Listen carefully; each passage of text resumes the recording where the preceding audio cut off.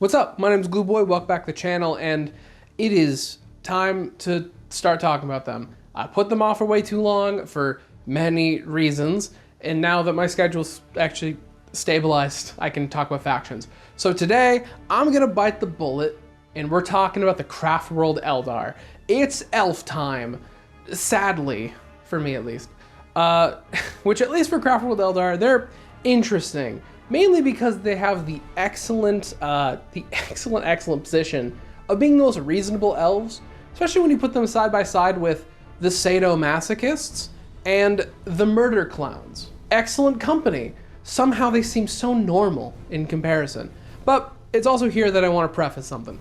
I do not shy away from my opinions, but on the other hand, I also am not out here to make a hate video in any way. That is shitty. I do not want to shit on you for the things you like, but I'm also not going to sit here and lie. I fucking hate elves. I don't like Eldar. I think they're annoying. I don't like how they're written. I don't like how they look.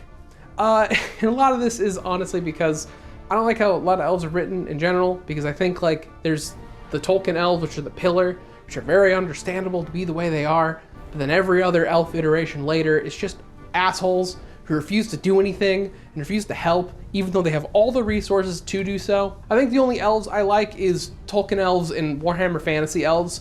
I've been dragged kicking and screaming to like Warhammer fantasy elves. They're actually immensely based. But yeah, this is in no way gonna be shitting on them. This is the most I'm gonna talk about my displeasure at their existence.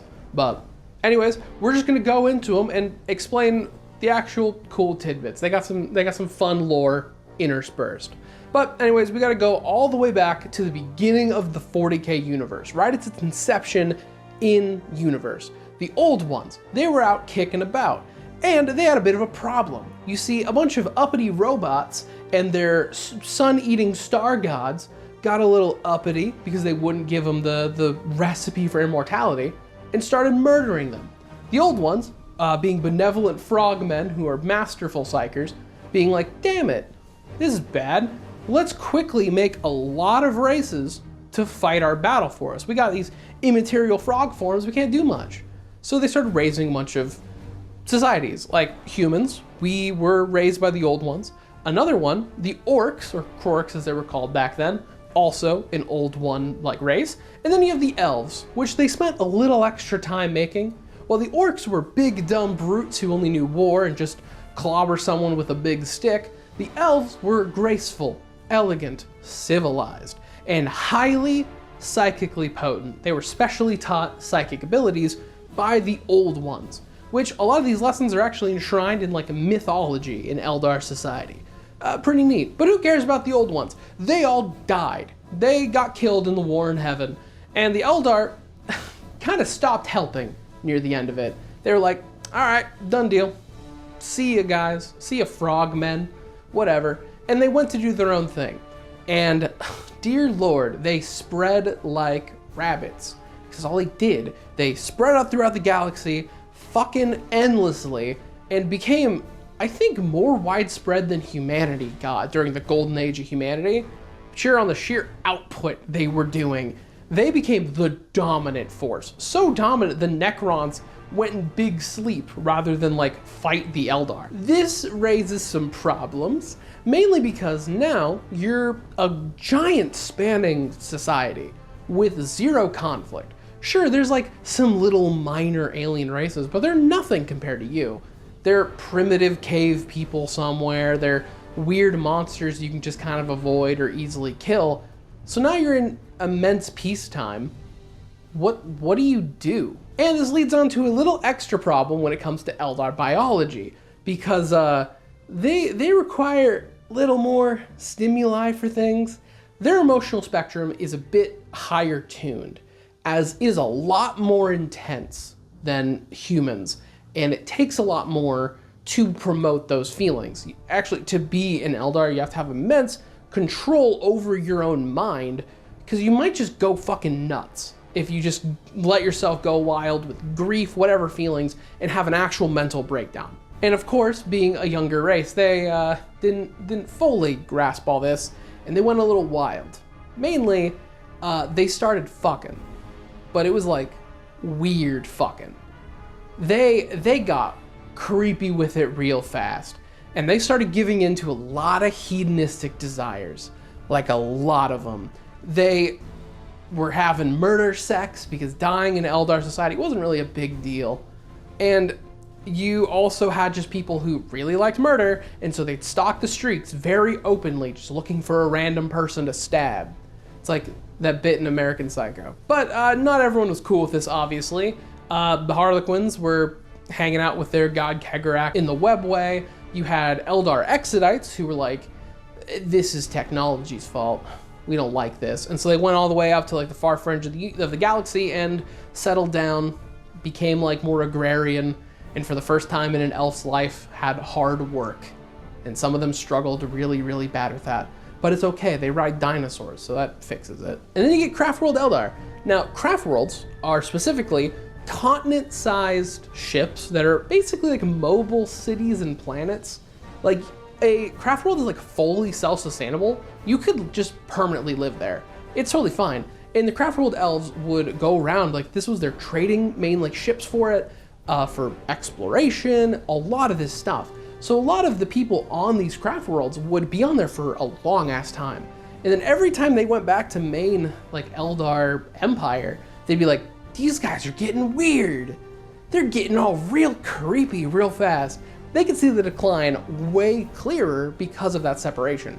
And to some point, they're like, you guys are too far gone. We're just leaving. And they would go off to the far fringes as well. And lucky for them, they did that because the main elves murder fucked a god into existence with the birth of Slaanesh, who ruined everything. Because the birth of a chaos god is calamitous. In that moment, Slaanesh claimed every single elf soul. All of them. Because they created them. So now it's, they get the rewards of that benefit. Which is primarily yoinking their soul, bringing them to the warp, and endlessly torturing them. This is what birthed the Eye of Terror, completely ruined warp travel for 10,000 years for humanity, and claimed billions of Eldar lives. There's, they have like very little people alive currently because of this. And if you just die as an elf, your soul goes right to Slaanesh unless you have some counteracting ways. Mainly of soul gems. When you die, the soul goes right into that gem first, stores it where they can immediately put it somewhere else, usually in a big ass robot, which kind of cool. I respect that. Anyways, that's all the actual history shit out of the way. Now we're gonna get into main Eldar society and how they actually function. Well, specifically craft worlds, that's what this video is. So, a big thing when talking about Craftworld elves is we gotta talk about the paths. Paths are very important because, like I said, they have to have immense mental discipline to function. So you gotta dedicate yourself to something. And Eldar are incredibly long living. You live for a long ass time, you gotta do something. Like, what do you do with your time? Well, master something. Now, there are a lot of paths, like a lot of them, but we have 10 named ones. There's some like other random little bits, like whatever, but they're pretty self-explanatory. I'll read the 10 we know of. We have the Path of Awakening, Artisan, Command, Dreamer, Grief, Mariner, Outcast, Service, Seer, and Warrior. Obviously, Warrior is the most important, and these are also just really, like, understandable. I mean, you can guess what the Path of Artisan is. And basically, to reduce this down, picture the paths as, like, a really lax and chill college major system. But like with prestige, like Call of Duty prestige, I mean. Because you pick a path. Say for example, yeah, I'm gonna become an artisan. Let's get some dope ass paintings here. And you dedicate a large chunk of your life to just art. That is all you do. And then you're like, peak, I mastered it. Next one, and then you go into like Path of Service or something, or Path of the Warrior. Like, you move on. They encourage jumping to other paths. This is how you lead a very structured life. It's actually very promoted in society. Be well-rounded, learn a lot of skills. If you're a really dope-ass warrior, maybe learn how to pilot the ships. Maybe learn how to lead, do that kind of stuff. And also, they have little titles for certain of the paths if you mastered. You master the Path of the Seer, you're a Far Seer. That's what Eldrad is. He's Far Seer Eldrad. I love this man. I'll talk about them later. You also can become an autarch, where you've mastered the path of the warrior. And then there's actually a really fucking cool concept here, because say for example, you're really into one path and you're like, I'm gonna min-max this shit. This is all I do. You can become what is known as lost to the path, where you literally lose yourself in your hobby and work, and you like lose a portion of your personality. You are gone. And this is a shameful thing, because obviously they promote jumping around jobs, learning new experiences. And then you have a dude who's like, I'm only here for murder. I'm an Eldar Exarch, that's what they're called, and they actually look kind of cool. You got one thing, Eldar, this is dope.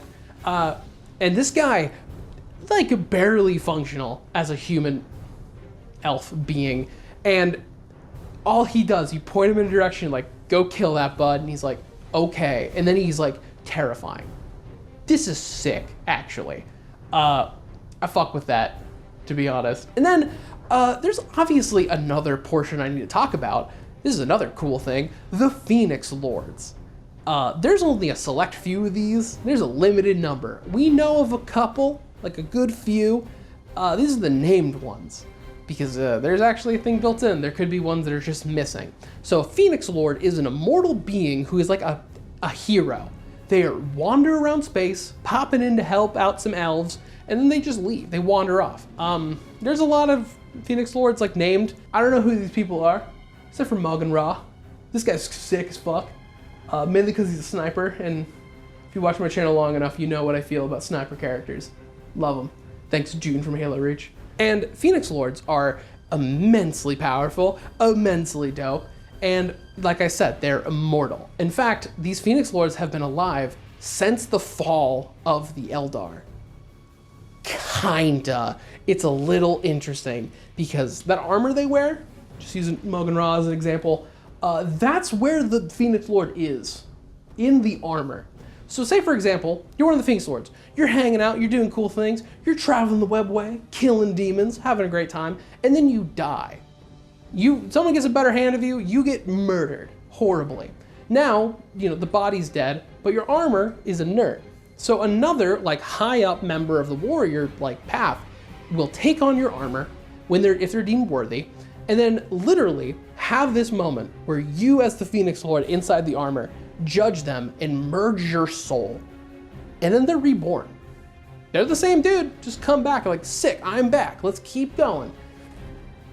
Also sick, actually. It's very cool. And this implies, like I said, there are missing Phoenix Lords, because there might just be a corpse somewhere, like a skeleton with like a chest piece that's kind of just waiting for someone to put it on.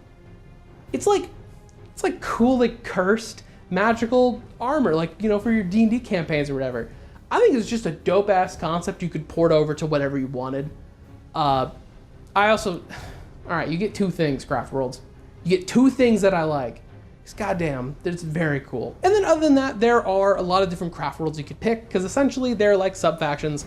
Sadly, sub-factions aren't a thing in 10th edition right now. Maybe that'll change. But it'll just affect your paint scheme, and every Craftworld has their own culture, because of course they do. They're very different places. They're traveling in far off like reaches of space away from each other and led by different people. Of course, Uthway is the best Craftworld, because of Eldrad Uthran, the guy who leads it, the man who is the only elf that's helping the galaxy. That's the next character video, by the way. Expect a video on him soon. I'm actually going to cover him. Also, their paint scheme rules. I don't like a lot of Eldar paint schemes because I think some of them are just a little too bright for my taste. I don't like painting big neon colors, but I really like the Uthway ones. This is actually just a nice color scheme. It doesn't help I like painting black armor. But yeah, that's at least an overview of Craftworld Elves. At some point, pretty soon, I'll be going through the other ones. So expect a Dark Eldar and a Harlequin one later. They'll actually get their own stuff. But yeah, hope you enjoyed this. I got some big projects in the works, so stay tuned. Hopefully I'll have part 1 of it out soon. So if you like this, like, comment, subscribe, do that stuff. Join my membership, and see ya.